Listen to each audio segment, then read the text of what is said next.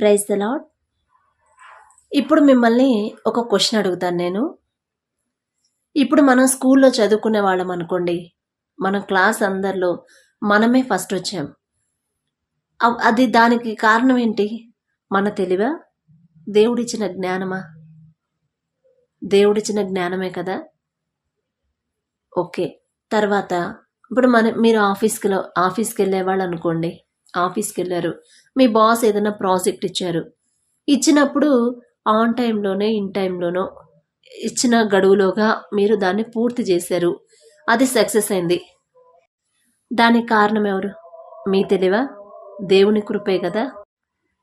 Project complete అయిందనుకోండి, complete చేసాము, అందరూ మనల్ని పొగుడుతున్నారు, వావ్ వెరీ గుడ్ అని చెప్పినని మనల్ని అందరూ చక్కగా థ్యాంక్స్ చెప్తున్నారు, కంగ్రాట్స్ చెప్తున్నారు అనుకోండి, ఆ గొప్పతనం ఎవరిది? మనదా? మనకు ఆ తెలివి జ్ఞానం ఇచ్చిన మన తండ్రిదా? మరి దానికి మీరు కృతజ్ఞత చెప్తున్నారా? ఇది నా గొప్పతనం కాదయ్యా, ఇది నా తెలివి, నా శక్తి, నా బలము కాదు, మీరిచ్చిన మీ కృపే అని ఒక మాట అనుకోండి.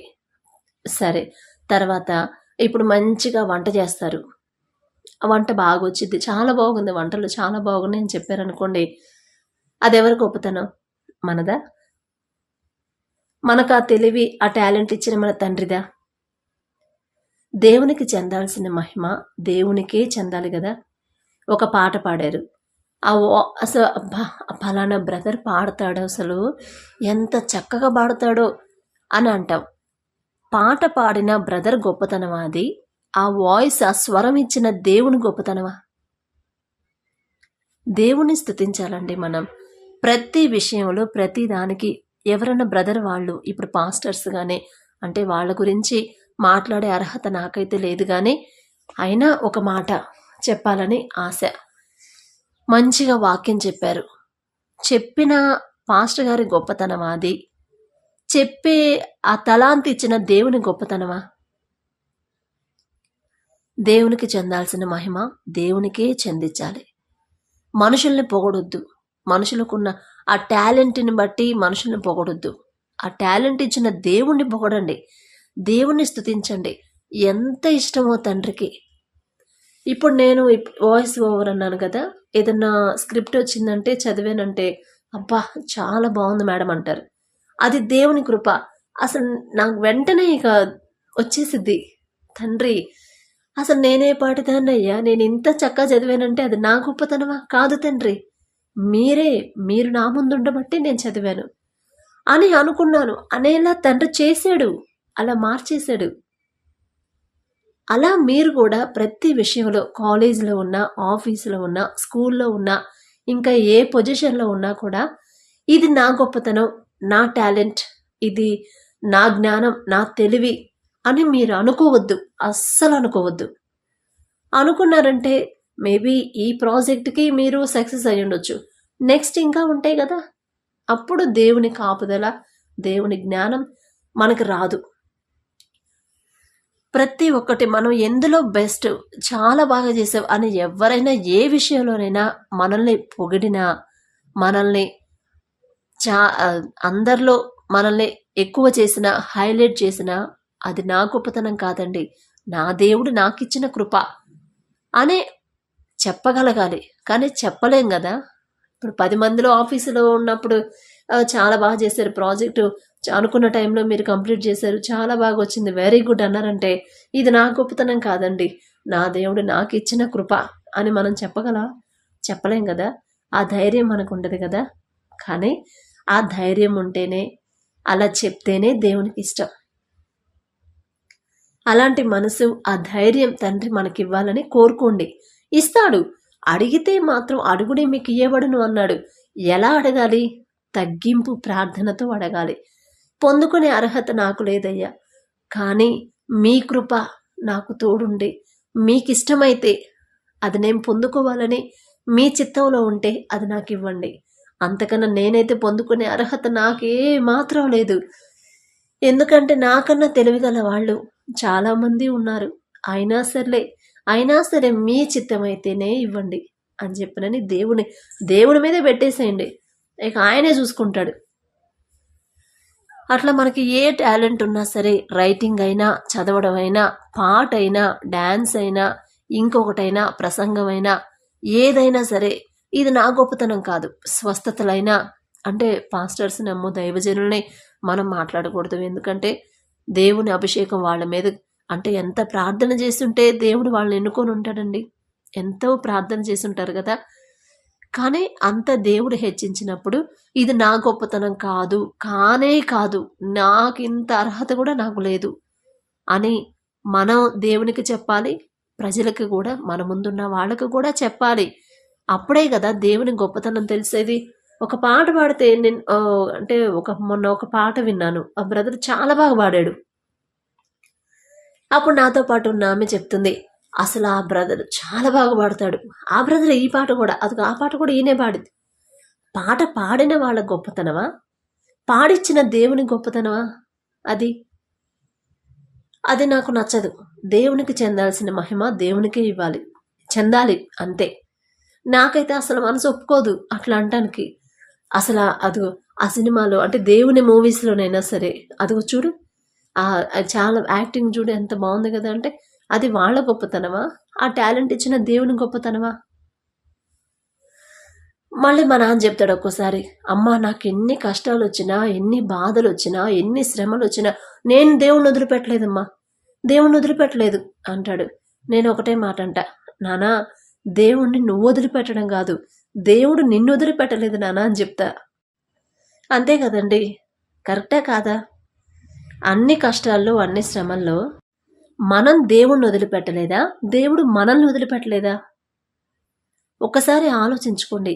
మనం చేసే ప్రతి పని కూడా, ప్రతి పనిలో దేవుడు మనకు తోడున్నాడు కాబట్టే ఆ పనిలో మనం సక్సెస్ అవుతున్నాం. అది బిజినెస్ అయినా కావచ్చు, చదువులో అయినా కావచ్చు, కుటుంబంలో అయినా కావచ్చు, ఎక్కడైనా కావచ్చు. మనం సక్సెస్ అయ్యాము అంటే అది దేవుడు మన ముందు ఉండబట్టే మనం సక్సెస్ అవుతాం. అప్పుడు మనమేమని చెప్పాలి తండ్రికి, నాకైతే అర్హత లేదయ్యా, నా సొంత జ్ఞానం, నా తెలివైతే కాదు, మీరు నాకు ఇవ్వబట్టే, నా మీద జాలిపడి, నా మీద ప్రేమ చూపించి, దయ చూపించి మీరివ్వబట్టే నేను పొందుకున్నాను, కానీ ఇది నా గొప్పతనం కానే కాదయ్యా అని ఎప్పుడైతే పై పై మాటలు నోటితో కాదు మనసులో నుంచి రావాలి. మనసులో నుంచి ఎప్పుడైతే మనకు వస్తుందో అప్పుడు దేవుని దృష్టిలో మనం ఉంటాం. అది కాదు, దానికి మించి డబలు త్రిబులు కూడా ఇస్తాడు తండ్రి. ఎవరన్నా ఇంకోటి ఏదో చెప్తారు, పలానా చర్చికి వెళ్తే నేను స్వస్థపడ్డాను, పలానా పాస్టర్ గారు ప్రార్థన చేస్తే స్వస్థపడ్డాను అని చెప్తారు. అది ప్రార్థన చేసిన పాస్టర్ గారి గొప్పతనమా, స్వస్థపరిచిన దేవుని గొప్పతనమా? దేవునికి చెందాల్సిన మహిమ దేవునికే చెందాలి, మనుషులకి చెందకూడదు.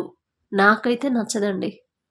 ఇప్పుడు కొంతమంది ఉంటారు, చాలామందికి ఇప్పుడు దేవుడు వాళ్ళని ఆశీర్వదించి మంచి పొజిషన్, ఒక మంచి సమృద్ధిగా ధనాన్ని కానీ ఆశీర్వదించి ధన సమృద్ధి ఇచ్చాడే అనుకోండి, చాలామందికి వాళ్ళ ద్వారా సహాయం చేపిస్తాడు తండ్రి.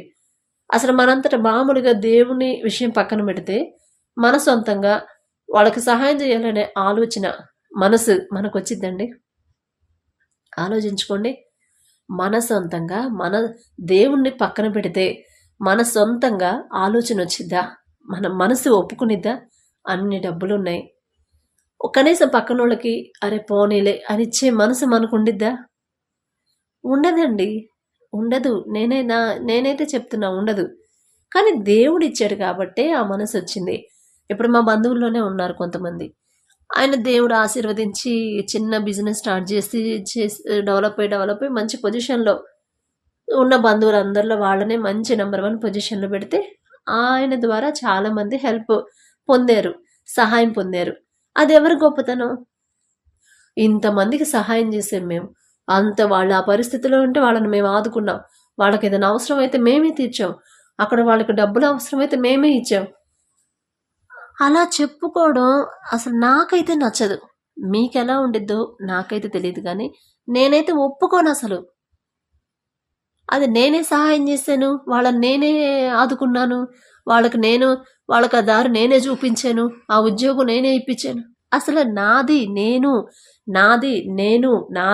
అనే మాటలు మన నోటికి రావద్దండి.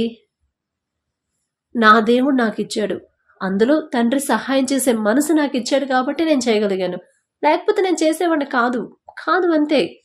ఇప్పుడు మన విషయంలో ఎవరైనా తప్పు చేసినా, మనల్ని ఎవరైనా బాధ పెట్టినా వాళ్ళని మనం క్షమిస్తాం. నా సొంతంగా అయితే నేను క్షమించను, కానీ తండ్రి ఆ మనసు నాకు ఇచ్చాడు కాబట్టి నేను క్షమించగలిగాను అని అనుకోండి. దేవునికి చెందాల్సిన మహిమ దేవునికే చెందాలి. అదే నేను కోరుకుంటాను. నేనంటే నా గొప్పతనం కాదు, తండ్రి కృపను బట్టే. దేవునికి చెందాల్సిన మహిమ మనుషులకు కానీ, వస్తువులకు కానీ, ఇంకా వేరే వాటికి, జంతువులకు కానీ దేనికి కూడా చెందకూడదు. ఇదిగో అది తెచ్చుకున్న, అది మా ఇంట్లో పెట్టుకున్నందువల్ల మాకు ఇట్లా కలిసి వచ్చింది, అదిగో అది ఉంటే మాకు కలిసి వచ్చింది, మాకు కష్టాలు అనేవి రావు. ఏముండయండి, దేవుని పక్కన పెట్టి మనం ఇదిగో అది ఇప్పుడు మా ఇంట్లో ఉండేదమ్మా పిల్లో కుక్కో, అది ఎప్పుడైతే చచ్చిపోయిందో అప్పటి నుంచి మాకు ఇక చావులే చావులే చావులే, ఇక అప్పటి నుంచి పట్టుకుంది మాకు దరిద్రం అంటారు కొంతమంది. అసలు దేవుణ్ణి వదిలేసింది మనం, దేవుణ్ణి వదిలేసి మిగతా వాటిని ప్రేమించింది మనం, మళ్ళీ అవి పోవడం వల్ల మనకి నష్టం జరుగుతుందంట. అది తప్పు కదండి. దేవుడు ఎంత బాధపడతాడు. అరే వీళ్ళకి అన్నీ నేను కదా సమకూరుస్తుంది, కానీ ఏంది వాళ్ళు అది ఇది అని చెప్పని వాటిని ప్రేమిస్తారు. అలా ఉండొద్దండి. దేవుణ్ణి ఎరిగిన వాళ్ళం అలా ఉండొద్దు.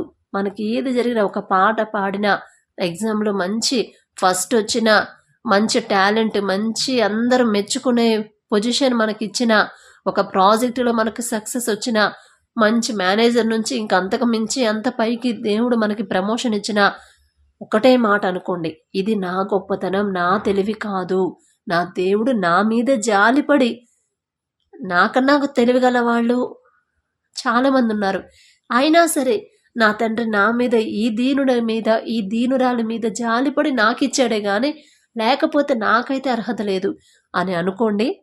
ఇక ఖచ్చితంగా దేవుడు అసలు ఎంత చేస్తాడో. ఇలానే నేను నా జీవితంలో చేసినవి కూడా మీకు నెక్స్ట్ వీడియోలో చెప్తాను. ఇంతే అనుకున్నాను మనసులో ఎప్పుడు, నేనెంతయ్యా, ఇప్పుడు అందరూ మంచిగా వాయిస్ ఇచ్చినా బా అసలు మీరు చెప్తే ఇక తిరుగులేదు అంటారు. అయ్యో నేనెంత, అయ్యో సార్ నా గొప్పతనం కాదు, ఏదో నా దేవుని కృప అనేస్తాను, వచ్చేసిద్ది మాట. అది ఎంత పెద్ద పొజిషన్లో ఉన్నా కూడా అయ్యో నాదే ఉంది సార్, నా దేవుని, ఏదో దేవుడు ఇవ్వబట్టి నేను చేయగలిగాను కానీ లేకపోతే నేనెంత అని చెప్పే మనసు తండ్రి ఇచ్చాడు. అందుకు నాకు అర్హత కూడా లేదు. అయినా దేవుడు జాలిగల దేవుడు కదా, ఎవరిని తృణీకరింపడు కదా. ఇప్పుడు ఆయన చేసిన మేలు జ్ఞాపకం చేసుకుంటే నాకు ఏడుపు ఆగదిక, అది ఆనందంతో వస్తుంది ఏడుపు. కాబట్టి మీరు కూడా చేసుకోండి అమ్మా. మీరు కూడా దేవుని విషయంలో తగ్గింపు, మనుషుల దగ్గర తగ్గించుకోండి, మన బంధువుల దగ్గర తగ్గించుకోండి, మీ స్నేహితుల దగ్గర తగ్గించుకోండి. ఇంకా మీకు తిరుగు ఉండదు. అప్పుడే దేవునితో స్నేహం చేసినట్టు మనం.